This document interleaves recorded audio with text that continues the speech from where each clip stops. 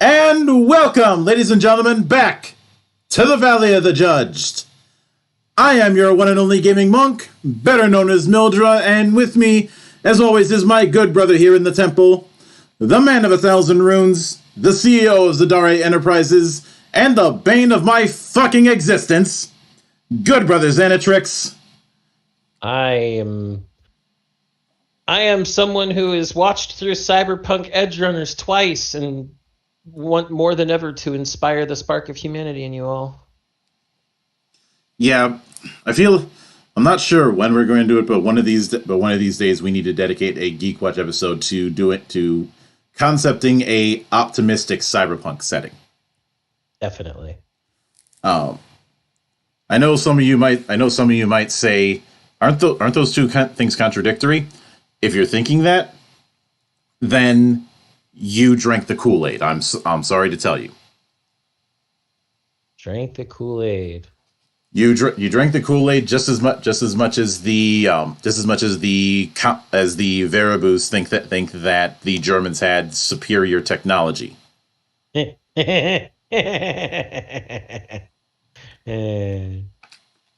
Or the Commie-boos who think that the T-34 was the greatest tank of World War II. Laserpig has a video about that one. Mm-hmm. a very good video at that.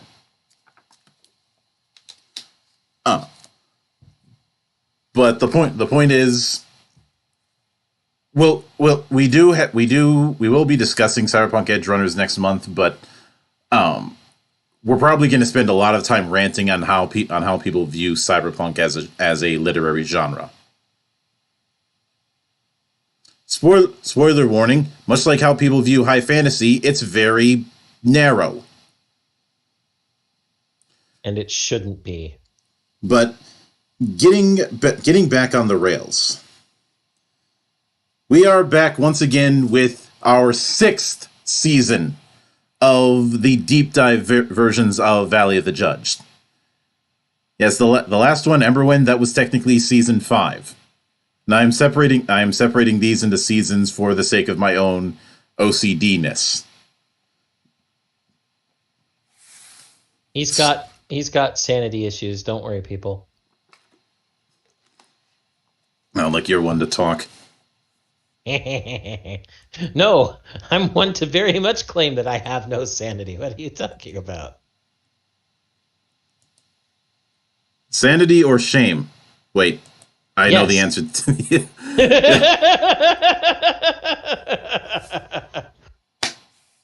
But coming off of Emberwind, there were two long form ones that we were considering. One of them was Era Lost Legend, but since that is heavily Final Fantasy inspired and we're doing something Final Fantasy inspired ourselves, best not to double dip.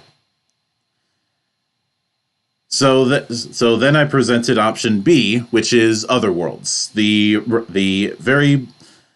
Borderlands Magipunk leaning game coming to us from Vincent Baker of Vindicated Entertainment, who has been on the show in the past. Bit of disclosure, I technically backed this game on Kickstarter twice. During the first campaign, which failed, and then during the second campaign, technically I backed on GameFound, which succeeded. And my girl is in this book. Yep. And whenever somebody got on me about saying, you do realize that with this design you should be going to horny jail, right? I'm like, does it really count if the character is? Secondly, doing the bonk threat isn't going to do anything, because put somebody in horny jail where everybody else is too. That's logic.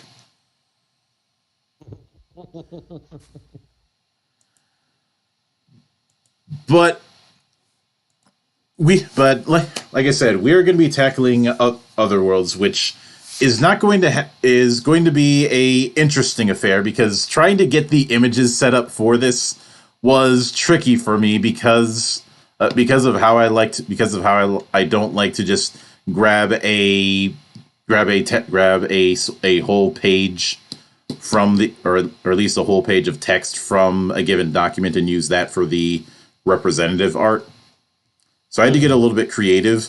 Plus, because of the way character creation works in this game, I'd say this is the first major one that we've done that isn't necessarily doing a class system in the traditional sense. Yeah, and I remember you talking to me about that before we did this, that this is a little more freeform than a normal class system. Yeah, technically speaking, it does have a class system, but not in the way that we usually have worked with class systems, which is why this one is going to be tricky. Mm-hmm. Now, some would see that as a drawback. I see that as a challenge, especially since there's no rule that says that deep dive candidates have to be class based. It's just that it happens a lot because classes are a good way to present the gist of a character.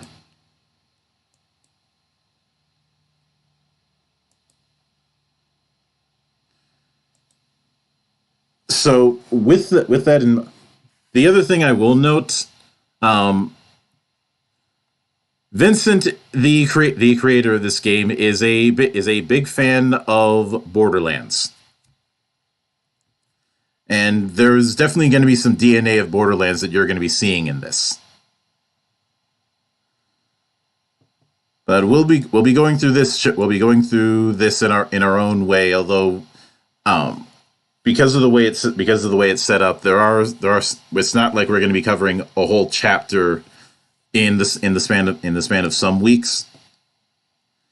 And I should note that the original version of this didn't have any bookmarks. The bookmarks that are in there are the ones that I added myself. And then I sent that version over to Vincent. Vincent, he was like, "Yeah, this is good." Because those of you who've seen my reviews know that I am very, very big on navigation. Navigation and indexes. Yeah. When you don't have those, if you have a large book, I tend to get a little angry. Even more so if you've got like a 300-page book in PDF form and no bookmarks.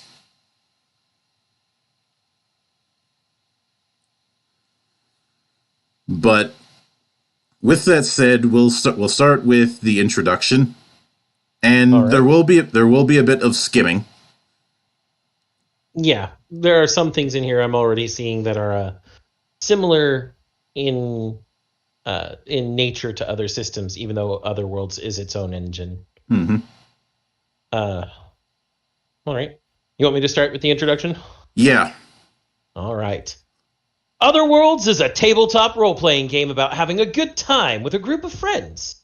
With Otherworlds, you'll have interesting choices and a compelling narrative. You'll take on the role of an Otherworlder, an adventurer who can travel between worlds thanks to an ancient relic known as a Wanderer, which is capable of teleporting its wielder to a desired location. As an Otherworlder, you'll have to determine what you fight for. Is it freedom, money, fame, power, or something else? That's for you to discover. Now let's start this adventure, shall we? See, and then we go into the fundamentals of Otherworlds, which goes into the die setup. We're only using D6s, and we're not using all that many of them, so Shadowrun players, sit down. Oh, I was going to pull out all of my D6 cubes and roll them all at once, Monk. I'm only half joking about that. See, then it talks about skill resolution, then a check. When the time comes, the World Master, guessing that, i.e. DM, will tell you what kind of check you need to make. Checks often look like the following: attribute plus skill proficiency plus 1d6 plus bonuses if you have any, which can be rewarded from abilities and or good role playing. Let's see, which dice do I roll? You'll only be rolling 1d6. Plus any bonuses. For example, becoming proficient with weapons and skills will give you edge, and this can even be leveled up by rolling 2d6 instead of 1 if you have 2 proficiency points invested. Then we have exploding dice. Every die you roll, aside from the dice used to set starting character traits during character creation, has the ability to explode. But have no fear, this is a good thing and totally isn't dangerous. This term refers to rolling the highest result on a die and continuing to roll more dice, adding the combined result. In Otherworlds, the highest result is a 6, given that we roll exclusively 6-sided dice.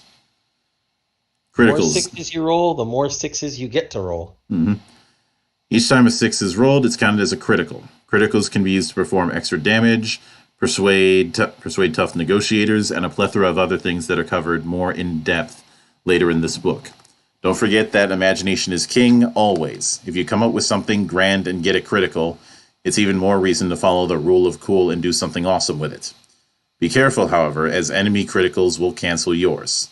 Despite this, by default, normal enemies shouldn't be performing many special feats with criticals unless the World Master wants to provide more of a challenge for you, or the enemy has combat maneuvers that utilize criticals. And tasty criticals. This means that you have a 16.6% chance of critting. I have a set of pearlescent blue and violet dice with glitter swirls in them, and I love that sound. Yeah, you do, you fucking dice goblin. No, dice dragon. These are my treasure. I don't do it just because they clicky clack. Anyway, then we have edge, rolling it, which is basically advantage. In fact, it says this is given when a character has an advantage. This can be due to many factors, limited to but not the following: delivering an attack from a carefully laid plan. I love it when a plan comes together. Performing a special trick that your character is uniquely qualified for, and having the high ground. So for Anakin, I have the high ground. The amounts of edge a character can stack. This means that a character is granted 2 edge in addition to their normal roll of 1d6. They roll 3d6 and choose the highest result. The result is chosen before dice explode. And then we have the opposite in the form of lose edge. Roll an additional 1d6 and choose the lowest result.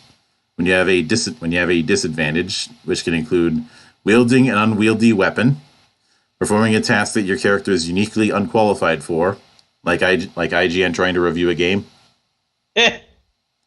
or trying low blow. Yeah, or trying to perform in heavy wind or rain when not suited for it. I don't know. The Florida Headbanger might have something to say about that. I mean, Monk, all this chapter is saying is that you and I can't ever lose edge in any weather whatsoever. Yeah, but if some might say it's poor taste for me to bring it up, but whenever somebody plays word association with me when it comes to hurricanes, I always think of that one Florida man who went out in the heavy ass wind and rain and decided to start headbanging the Slayer. Of course. But it would have been more suitable for him to start headbanging to Immigrant Song. I can go with that. In his defense, he's from Jacksonville. Yeah. So only you and I can use it. Got it. Because we come from the land of ice and snow. Yeah. But like edge, losing edge can stack. Each loss of edge negates a stack of edge. For example, if a character gains one edge and loses 1 edge, then the character rolls as normal. I will always prefer being able to, if you're going to do the whole roll multiple and keep the highest, I will always prefer not having a cap on it. And it doesn't seem to have one. Nope. I don't see anything that says that it's a max 1, because it seems that this is encouraging the possibility of getting edge or losing edge from multiple sources. That and the fact that it gives you even bigger chances for exploding dice. Mm-hmm. Then we have the specific beats general rule, which is pretty standard fare. Mm-hmm. Round up, which is what I do anyways. Multiples of 3, yeah, there's a lot of divisible by 3 things, which, since we're rolling d6, certainly makes sense. Yep. Let's see, then tiebreakers.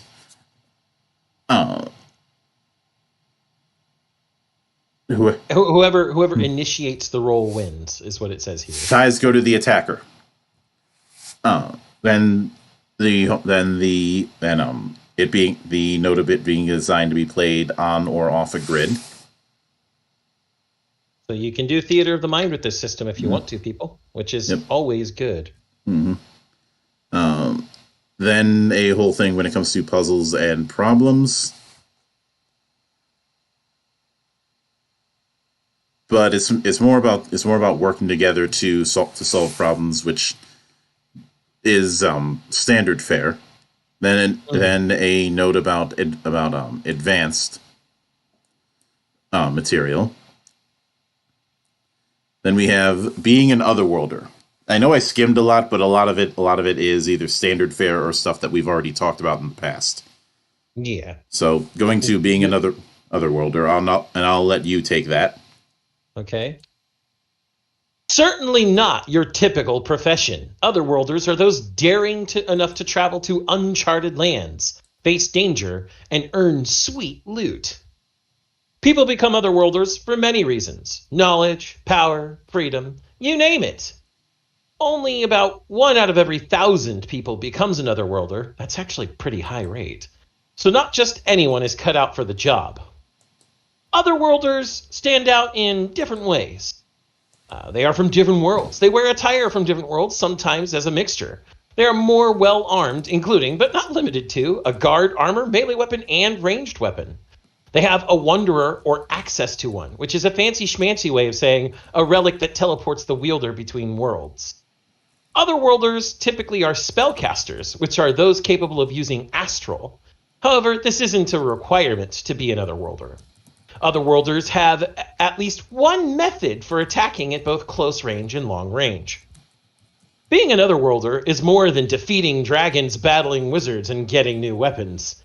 It will also change the way others see you. Some will see your presence as being a beacon of danger where a trail of nothing but darkness will follow. Others may see you as a hero and offer to help you in any way they can. Listed below are possible ways for normies to see you. Jesus Christ. Normies? Am I on Reddit? An outsider to be feared. After all, where you go, danger seems to follow. A hero that deserves respect and recognition. A savior to rescue them from their problems. A heretic, forcing a community to change their ways. A sign of evil that must be thwarted.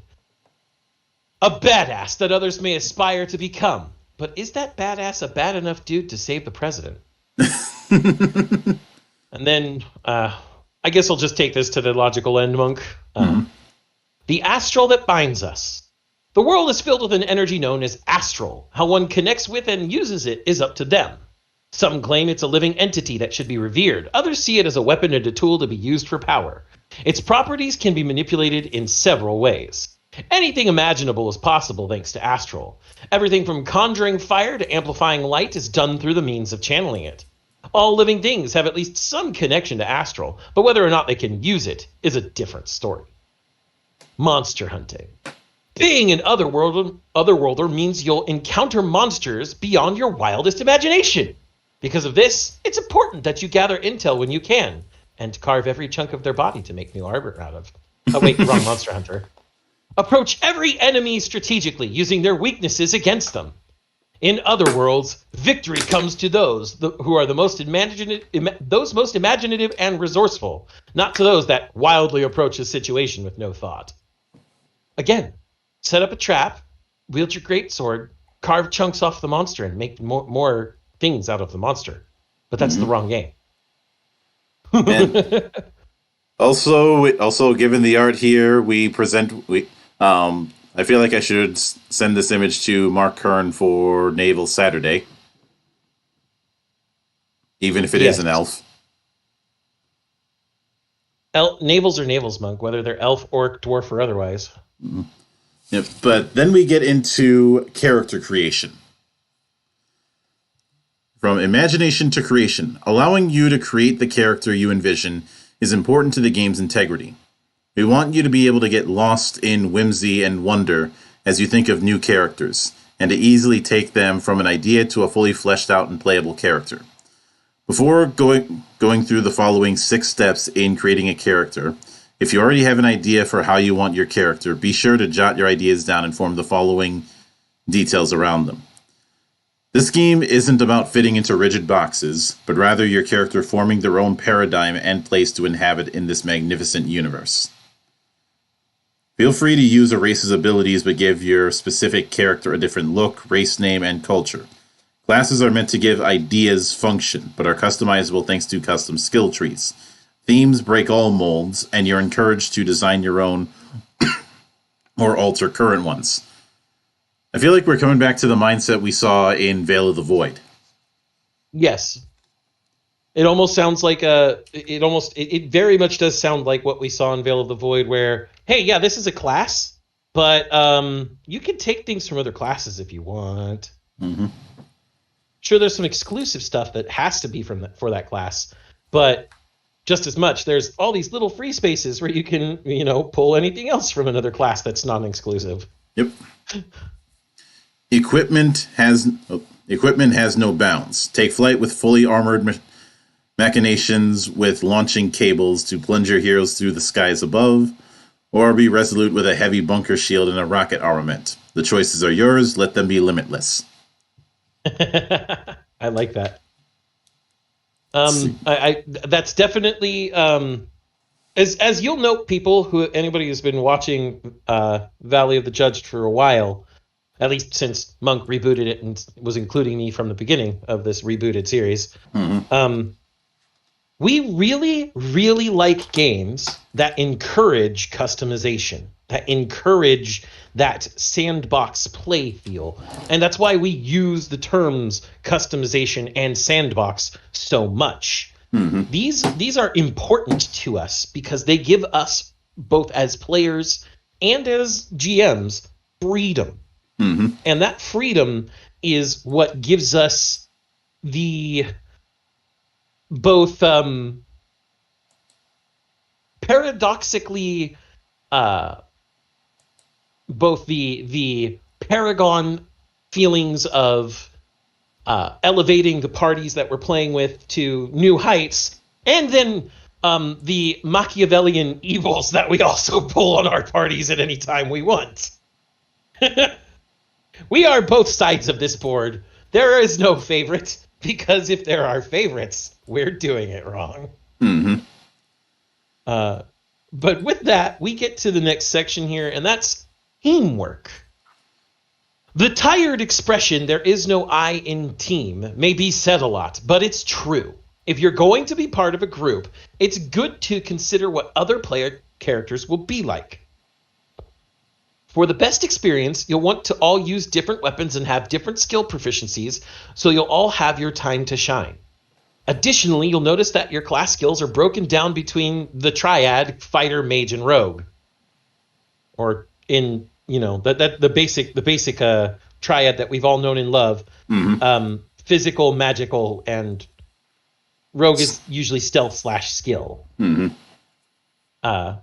You'll want to try and distribute these evenly among your team for the best effect. Your fighter characters will likely be the ones taking the brunt of the damage and can handle themselves in an up-close and personal fight. Mages are great for utility and support, punishing enemies' weaknesses and keeping their friends protected with wards and healing. Rogues are great for dealing damage, but also for sneaking their way around.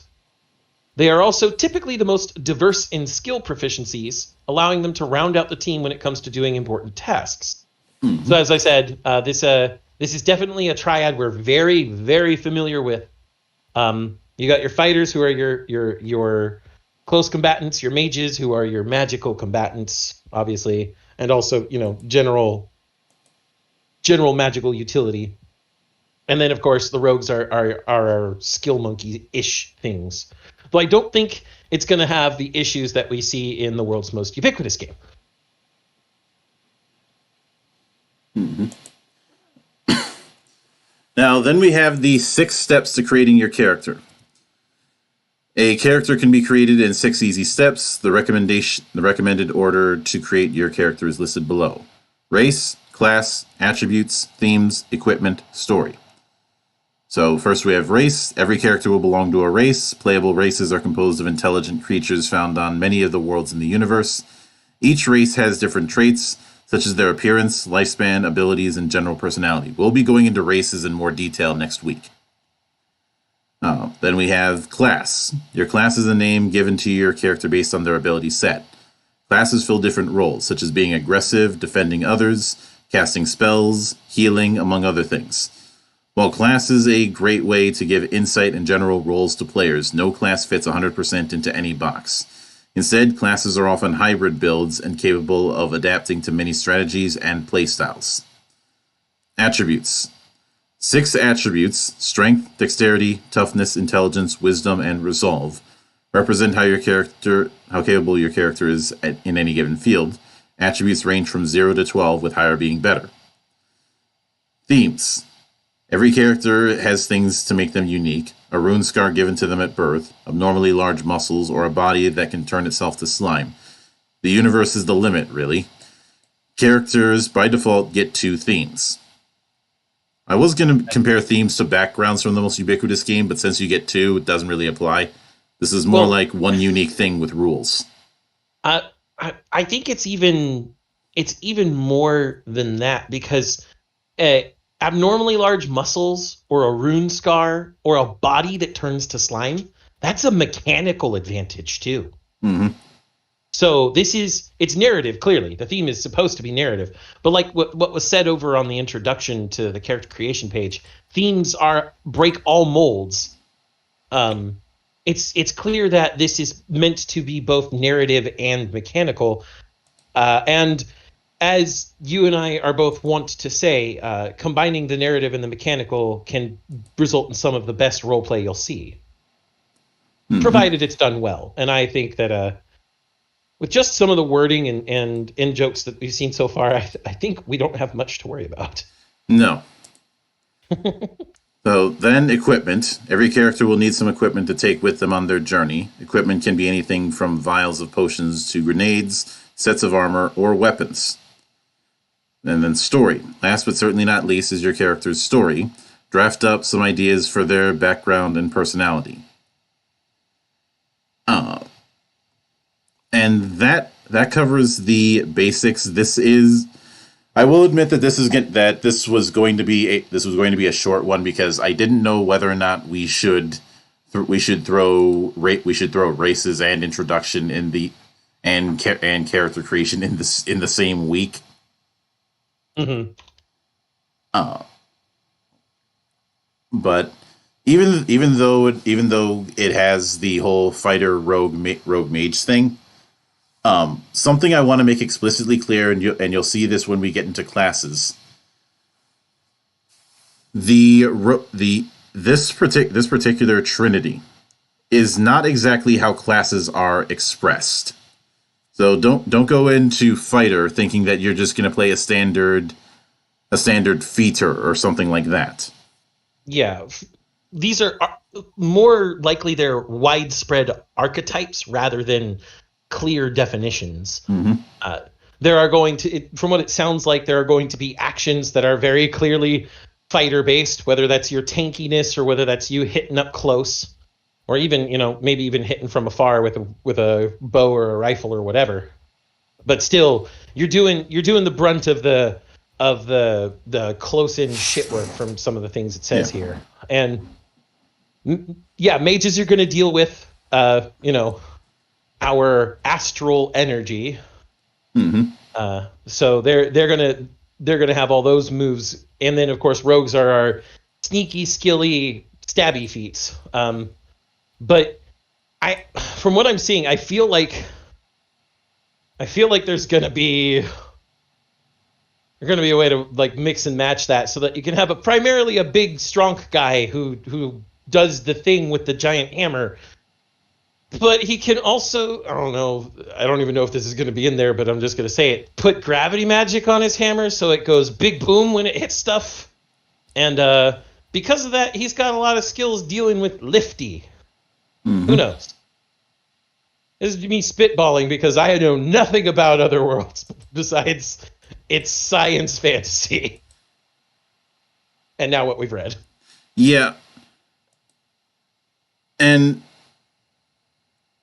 one thing, and I want to check one small thing, and I know I realize that based on the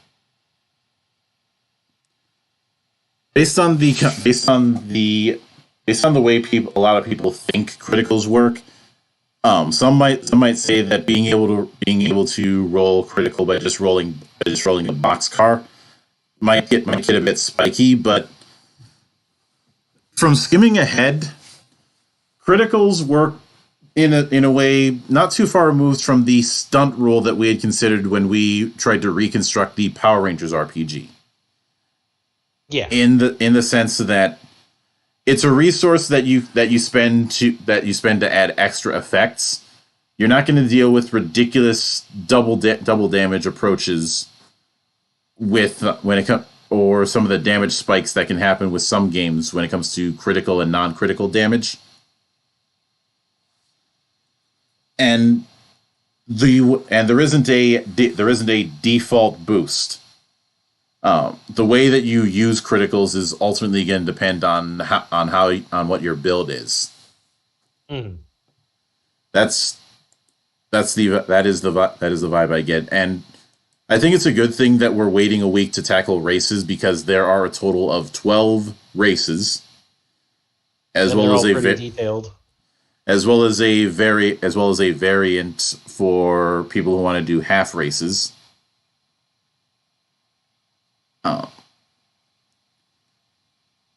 The other thing to note is each of the races gets and we'll be covering this in detail next week. Each of the races gets a full page art that gives them a few bullet points, and then a full page worth of the details for them. Mm-hmm. Which I am glad to have it in that sort of compact manner, especially since we have a clear line where with a lot of them where one column goes into the fluff and the other column goes into some of the crunch.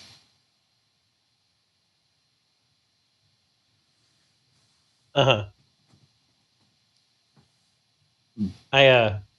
see that there's also like on the first page for it, it has a general summation for each one, as well as variant rules. Yeah. Should we go through these summations just as kind of like a teaser? Yeah, I think we can do that. All right. I guess I'll start and take one column, and you'll take the other. Mm-hmm. All right. Between the 12 races in this book, you'll find a mixture of both familiar and unique. We have the Besk, short with tough skin. This race has horns growing atop their heads and 3 stomachs, which can store a wide variety of items for later use. They're cows. They're cow people.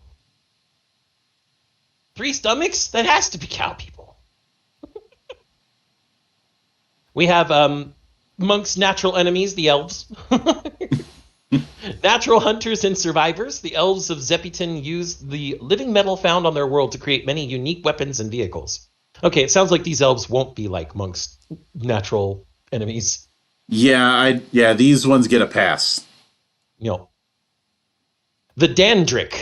This short-furred, it's hyphenated, dog-like race is all about freedom, drinking, and gambling.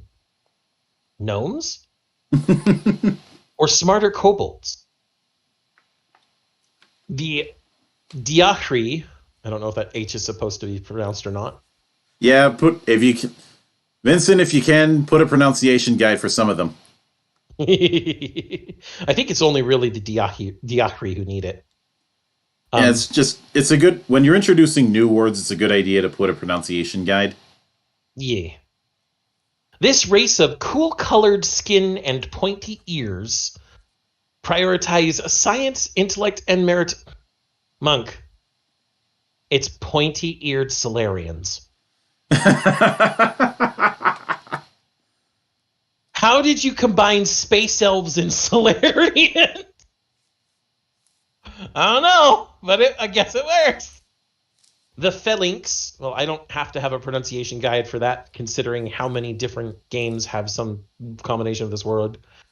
A face of furry fox-like creatures who favor family friends and collecting small trinkets.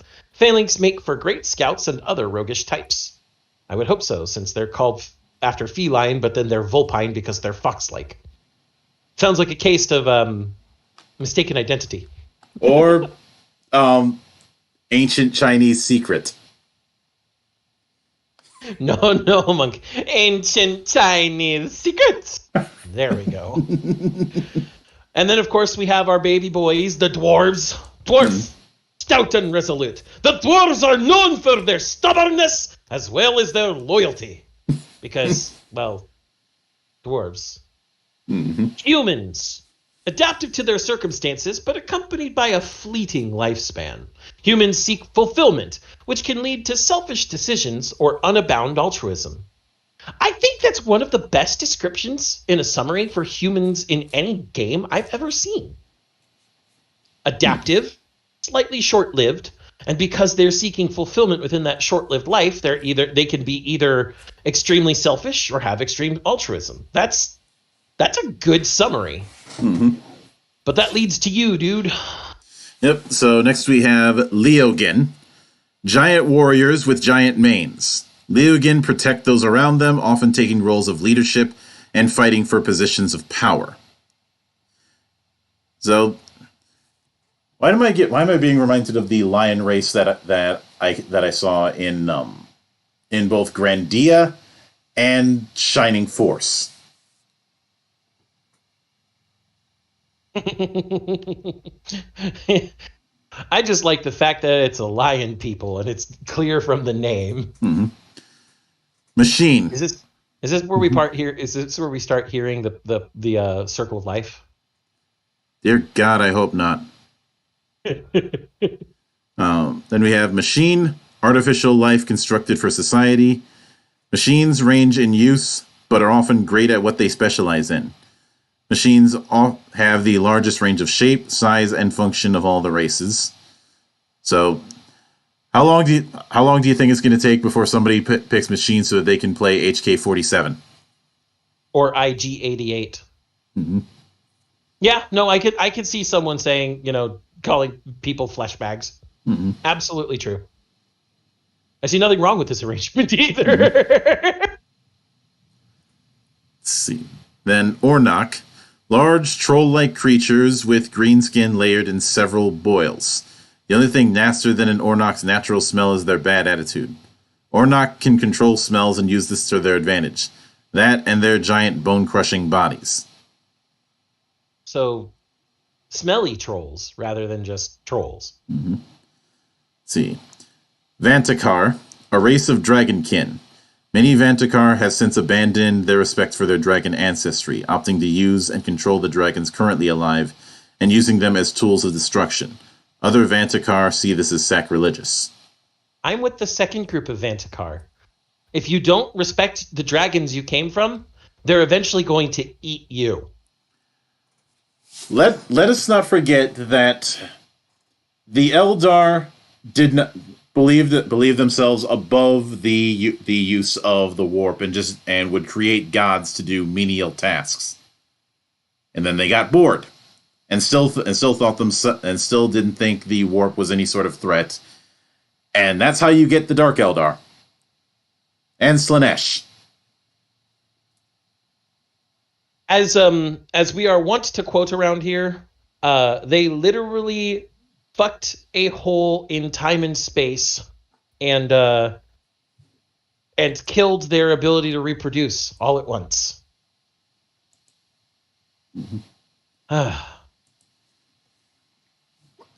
Take the last one there's for you. Yep.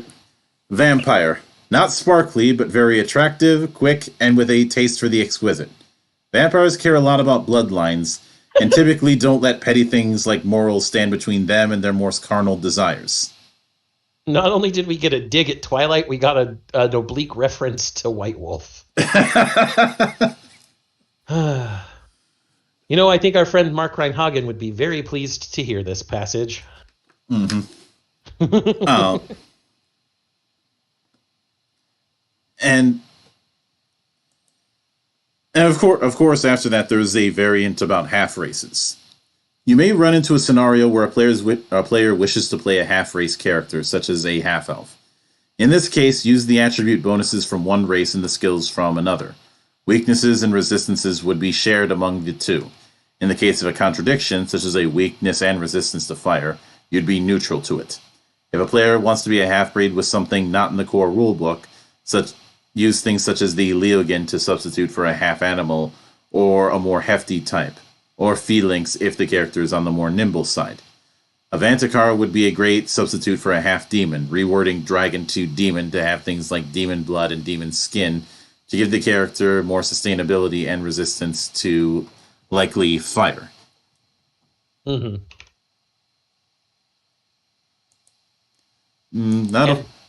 Good. And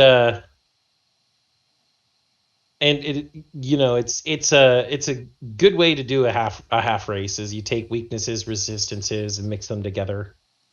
Yep. As well as some skills and bonuses from each.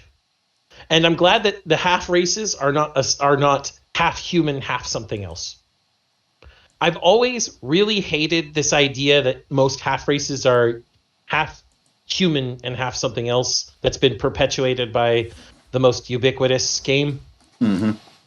And as such, it's felt like it's gotten shoehorned into a lot of games that didn't really need it.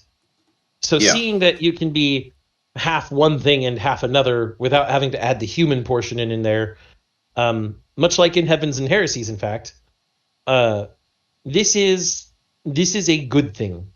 You want people to be able to create their monstrosity personas if they want to by combining a Leogan with a Dandrick, maybe a short dog-like lion.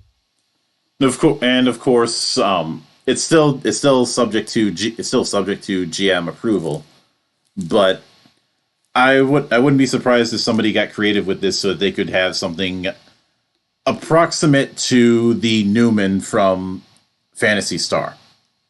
Yeah. I also like here that using half races as a way of reskinning some races to fit the theme that you want is in here. Mm-hmm. Again, we like customization, people. And I know I've railed on certain games that pull the reskinning card, but the defining line between when I'm fine with reskinning and when I'm not fine with reskinning is when you're using reskinning as a bandage. Yeah, this is a way to reflavor, and you can also, as it says there, resistance to fire. You can still give them a different resistance than what the base race has to better fit the type of custom race you're creating. Mm-hmm. And with this, just to use an example of what not to do when it comes to reskinning. I've brought this example up in the past, and I feel I got to bring it up again. Let me talk about the samurai entry. The most ubiquitous role playing. Now this was before the Kensei and samurai archetypes were introduced. Mm-hmm. The most ubiquitous role-playing game tried to argue that you could reskin the paladin and make a samurai class by going with a Oath of Devotion paladin. I have railed on this many times over the years because doing that ends up creating more problems than it solves. Yeah. Another example is in the early 2000s. There was this one idiot I remember who argued that if you wanted to make a psychic character, you'd be better served just reskinning the sorcerer. And everybody had basically railed against him about how ridiculous that is, simply because most people aren't expecting psychics to throw fireballs. Mm. They might attack a bunch of people and give them nosebleeds and internal bleeding through mental powers. But when you consider the class fantasy of being a psychic, a lot of the stuff that a mage does isn't really in that fantasy. That's not to say energy use and psionics isn't something that can happen. It certainly can. I always bring up Galarians to an extent. Mm-hmm. Is that a deep cut? Yes. That's a very deep cut. Does it still count? Yes. Hell, I even brought it up when I was talking with these spheres of power guys, and how you might utilize the system with it, the system that Galarians and Galarians Ash had for Galarian's system of PPEC and AP. Mm-hmm. The approach that I had suggested to them is, instead of treating spell points as a counting down thing by spending it, have it that you're gaining spell points up to a certain threshold. And of course, once you meet that threshold, you get a lot more power with your spell points, but you're also killing yourself. I mean, but isn't it worth it? Oh. In some cases, it might be. it might be, and it's not a case of casting from HP. It's a case of the way I had described it is, the closer and closer you get to that threshold, the more potent your psychic powers are. But once you go over the line, you start losing health fast. Mm-hmm. It's replicated in the games as a condition called short. With the idea that the limiter for your own powers has been broken, and it's just leaking out. But it's a lot easier. I will admit this. It's a lot easier for me to buy the concept of reskinning when you have a game that's built around customization. Customization. Yeah.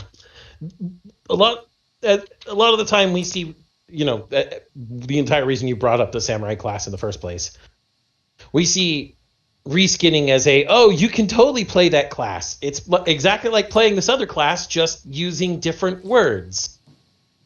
You can totally play that race. It's just like playing this other race, just using different words. Whereas, as we see here, it's, you can totally play that other race. You might have to, kit bash using some of the pieces from this race, but then you can kind of add in your own sprinkle of what you think this race should be. And that's much more effective than just, you're playing this race, but different words. Mm-hmm. Of course, whenever people would bring up the samurai thing in 5th around that time, I would always ask this question: how do you justify shields?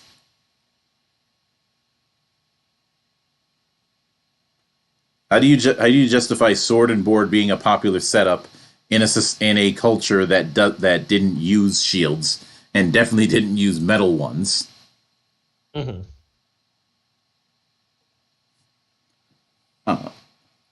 And believe me, I scoured into the obscure shit to see if I could find anything close to a shield in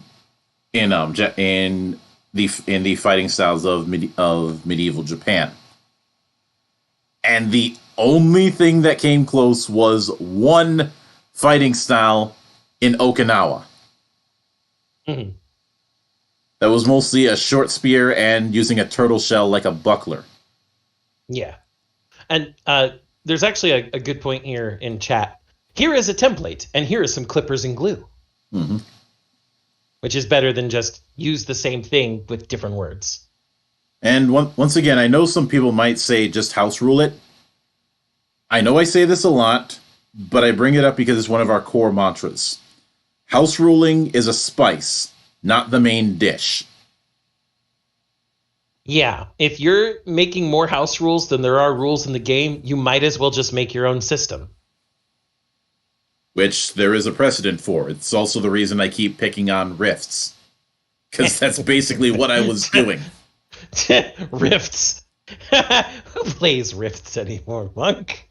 Well, people play the Savage Worlds version. That doesn't count. The Savage Worlds version is someone taking the idea of rifts and going, you know, if I clean this up and put it in a better fucking system, it's good. Yeah. Instead of going back to the Palladian system and going, why am I doing this? And why are the rules changing in every fucking book? Of course, the sweet irony of having rifts as my punching bag is, our good brother Jeremy, his Planetbound project is essentially him trying to do his own cleaned up version of rifts. But I look at it as him doing the exact same thing that Iron Crown did with AD&D. Yeah. It also looks like our erstwhile friend looks at 10 books on his shelf of Rift. Oh, don't get me. I've said this before. Don't get me wrong. I love Rifts as a setting, but I will not run Palladium Megaversal unless I'm paid a substantial amount for hazard pay. It's not an amount any normal person could afford. That's for sure. Like I said, hazard pay. Mm-hmm. If you're gonna be doing something significantly dangerous, it's natural to expect a higher paycheck. Looks to after the bomb. I love it. Man, so good having friends. I hope to God you don't have Phoenix Command. Oh God. But I think we've Yeah, this was a taster. We'll be getting into the real shit next week. Yeah. And he doesn't own Phoenix Command, so he's safe. Unless he owns the first Aliens TTRPG. Not the Free League one, the original back in the 90s. Because that uses the same rule set. He says he has the Robotech RPG. Which okay, depending on if it's the Strange Machine Games one, okay, good, that's a good one. A bit unorthodox, but good. If it's the Palladium one, just because you can't, it's still Palladium Megaversal, so it's still my whipping boy.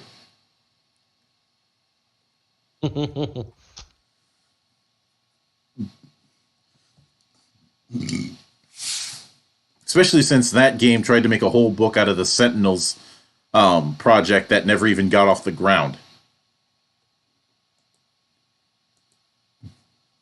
But yeah. But that's a story for another night. For a different show. Mm-hmm. Another night and a different show. So we will be back for Geek Watch on Sunday as usual. It is probably going to be a duet show unless I can get Doku to drag his drunk ass in. And I do have a near full week's worth of interviews for next week, as well as the fact that on next Friday we'll be continuing with the races entry for Otherworlds within the Valley of the Judged. And I did see the comment about Jeff Meklinski. Yeah, I've met him. He's a good guy. I want to get him back in the temple one of these days. But that will do it for this week, and I hope you all look forward to seeing what's coming as we dive deeper, because this was a taster. The real crazy shit is coming. Yeah, we're gonna be doing the races next. Mm-hmm. So until then, on behalf of the good brothers present and not present, my name is Mildra. I am your gaming monk. Stay fucking frosty.